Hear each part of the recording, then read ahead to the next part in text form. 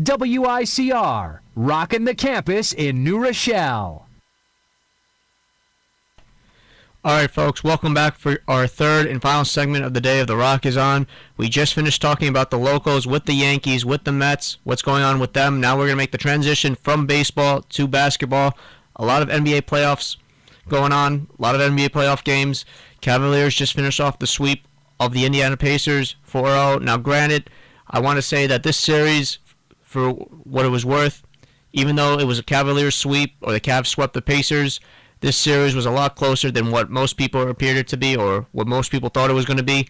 Because, the Pacers had an opportunity to win Game 1, missed the game-winning shot. Then they had what seemed to be an insurmountable lead in Game 3. I think they were up by at most of 26, I believe.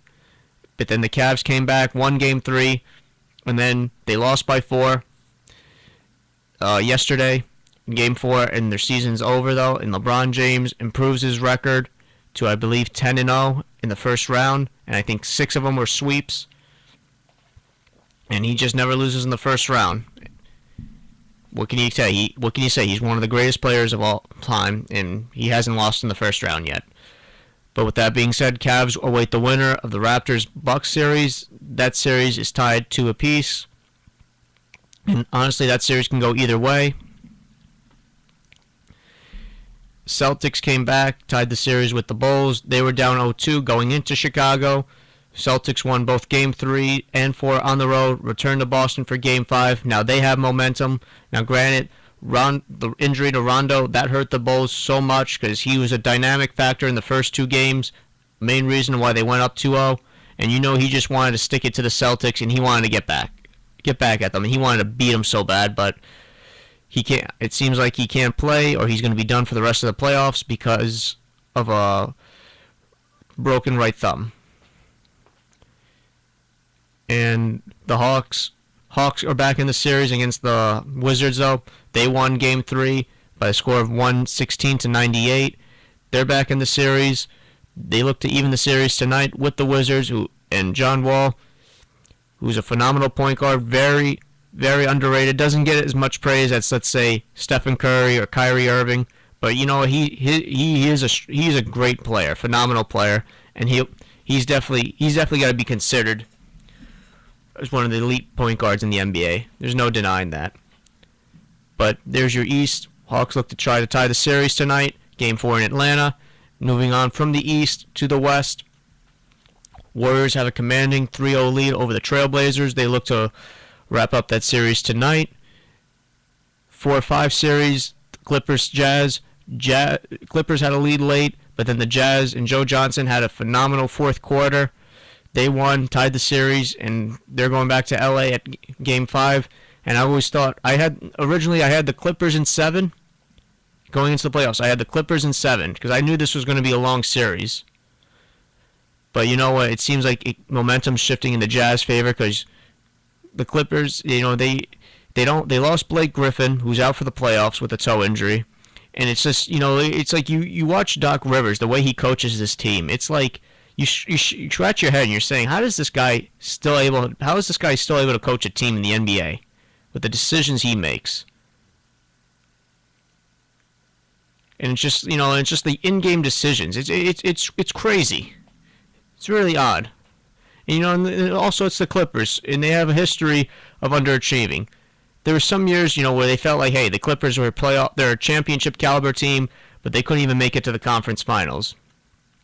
Like I remember in 2015, they had a 3-1 lead over my Rockets, but then the Rockets came back, they were down, they looked dead, a fish out of water in Game 6, but they came back, won Game 6 in LA, won Game 7 in Houston, sent the Clippers packing, and that was kind of like the story of the Clippers.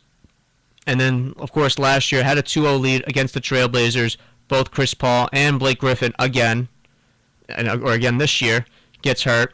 They lose 4 straight. Their season's over. So, yeah, like I said, the Clippers have a history of underachieving, not living up to expectations, because how many people pick the Clippers to win the title or be a championship team every year? They're a playoff team no matter what. There's no denying that, but it just seems like the window for the Clippers is closing, and it's closing fast, and who knows, Blake Griffin may not be in a Clipper uniform come next season.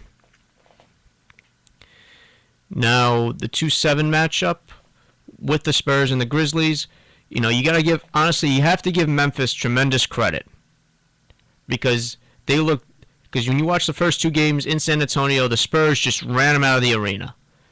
I mean, the scores weren't even close. Spurs just blew them out, kind of like, hey, you have no business, no affiliation of being here whatsoever. And when you first watch the first two games, everyone thought that. Most, if not everyone, thought that. Then, of course, Grizzlies win Game 3, and you're like, okay, they're back in the series, but I don't think this is going to be a good series. They're probably losing 5 because a lot of people had this series as Spurs in 4 or maybe Spurs at 5 at best or at most. But now you give them credit because they tied the series. They lost the first 2 games out on the road, which is tough. It's hard to win on the road, but they kind of redeemed themselves winning the next 2 at home in front of their home crowd. The dynamic punch of Marc Gasol and Zach Randolph, and then of course Vince Carter. He's going back to his old self though, even at 40 years old. And then of course Mike Conley Jr. He's a very underrated point guard. Doesn't get a lot of praise like John Wall, but Grizzlies are back, and you know what? This could be a good series. This is turning out to be a good series. Personally, I thought this wasn't going to be a good series. I had Spurs in 5. But this is going to be. There's going to be a Game 6, and who knows? It could possibly be a Game 7. But how crazy would it be if the Grizzlies pulled off the upset over the Spurs? Then that means in the West, it's either the Warriors or the Rockets that are pretty much the title contender teams. Because it's in order, it's Warriors, Spurs, Rockets. But if the Grizzlies beat the Spurs, then it's going to be Warriors, Rockets.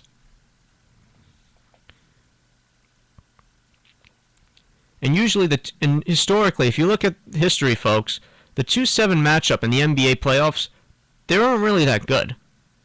I mean, granted, the 7th seed only beat the 2 seed twice in the history of the NBA playoffs, and that occurred in 1991. That occurred in 1991 and in 2010, excuse me. I remember 2010 was the Spurs were a 7 seed and they beat the Mavericks, who were the 2 seed. And then 1991, I think it was it was 92. I believe it was 92, excuse me. Scratch it on that. 92. It was the Spurs over the Lakers. So the Spurs did it twice. Well, let me get back on that. Now I got to figure out.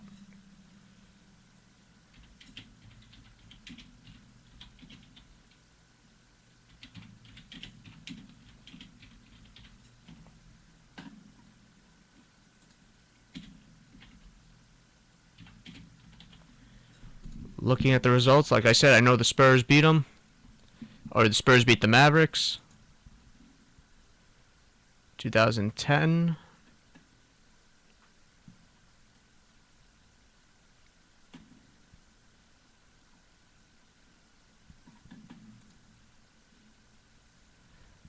Oh, it was the Warriors. I believe it was the Warriors who did it to the Spurs.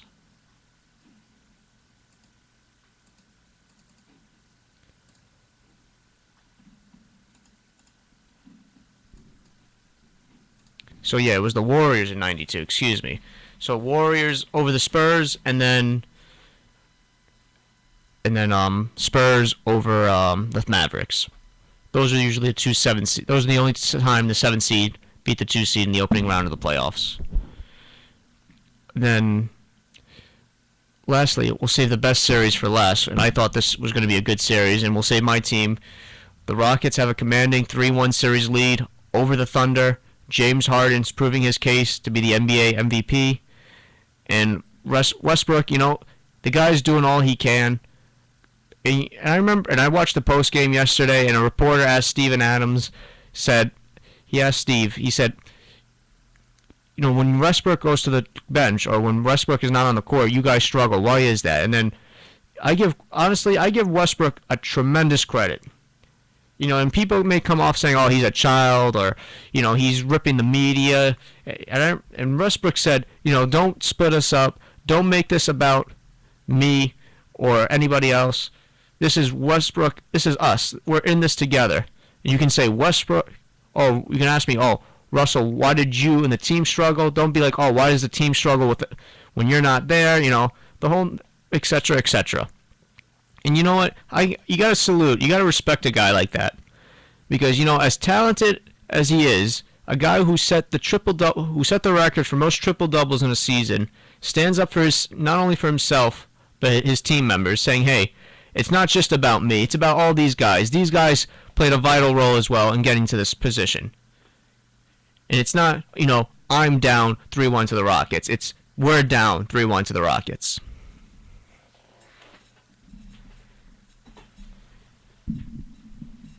But but that's just the media, though. They're trying to entice some reporters are going to entice some sort of controversy, or trying to look to entice some sort of controversy. But Westbrook stood up for himself and his teammates, and you gotta salute to a guy like that. But as a fan, though, up 3-1, I like where the Rockets are. Now, I told some people this. I'm not going to start bragging and saying, hey, this series is over, because we all know what happened with the Warriors and every other team that had a 3-1 lead in the NBA playoffs. They got carried away and they wound up losing in 7 games. But you know what? I think the Rockets, they're the better team. Hands down, better coach as well. They know. I think they'll take care of business, and they'll win tomorrow. Because they have a much taller task than just a one-man team in Russell Westbrook and the Oklahoma City Thunder. And they're probably going to have to play, or they're probably going to have to either play the Spurs, which I think the Spurs will bounce back and win. But you know what? How about that? If the Spurs lose to the Grizzlies, then the Rockets would have to play Memphis in the semifinals, and then Golden State would have to play either Utah or the Clippers.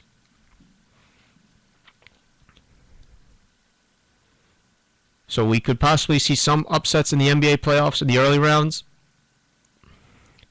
Some teams who you thought and figured would take care of business right away, like the Warriors, and soon to be like the Rockets. Both have commanding leads in their respective series. And it should be a very interesting playoffs. Or it should be very interesting to see how the playoffs play out. Because the Warriors, they're killing it even without KD. James Harden is proving his case to be the NBA MVP. Grizzlies, as a 7th seed, are putting up a fight. And the Jazz, who not a lot of people respect, they're taking the Clippers to 6 games, and that could possibly go 7. And then, of course, in the East, you have the Celtics down 0-2, who, granted, they were the 1 seed, win 2 games on the road. They have momentum. And the Hawks, assuming if they win tonight, they'll tie the series. They'll be back in it.